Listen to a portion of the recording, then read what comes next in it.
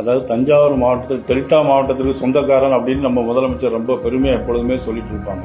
ஆனா அந்த டெல்டா மாவட்டத்தை பத்தி அவங்க அக்கறைப்படுவதே இல்லை. பேருக்கு மட்டும் உரிமை மட்டும் கொண்டாடுறாங்க. கிட்டத்தட்ட 12 லட்சம் ஹெக்டேர் இன்னைக்கு எல்லாமே நீர்ல மூழ்கி போயிருக்கு. அதுக்கு என்ன சொல்றாங்கன்னா, கொள்முதல் பண்ணது ஏற்கனவே நிறைய கொள்முதல் பண்ணது கொள்முதல் நிலையங்கள்ல வைக்க முடியாத ஒரு சூழ்நிலை இருக்கு. அதுல என்னன்னா உடனடியாக கொள்முதல் பண்ணணும். ஏன்னா இப்போ குறுவை சாகுபடி 22% ஈர பதம் இருக்குது. அது அப்படியே எடுத்தாதான் அவங்களுக்கு அந்த விவசாயிகளுக்கு அதனுடைய லாபம் கிடைக்கும். கொள்முதல் நிலையங்கள்ல பாத்தீங்கன்னா ஒரு மூட்டைக்கு 40 ரூபாய் கமிஷன் கேட்கறாங்க. அது வீடியோல எல்லாம் பரவலா வைரல் ஆயிட்டு இருக்கு. ஒரு மூட்டைக்கு 40 ரூபாய் கமிஷன் கேட்கறாங்க. அதையும் ஒழுங்கா அவங்க பாதுகாக்கிறதுக்கு வைக்க முடியல தமிழக அரசாங்கத்தால.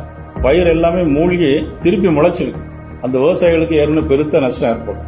அதுல ஏக்கருக்கு இவ்வளவு ஒரு கிட்டத்தட்ட அரசாங்கம் என்ன நிர்ணயம் பண்ணுதோ அதை விவசாயிகளுக்கு அவங்களுக்கு நஷ்ட ஈடாக வழங்கணும். இந்த 22% ஈரப்பதத்தோடு அந்த நெல் கொள்முதலையும் அவங்க ஏற்பாடு செய்யணும்.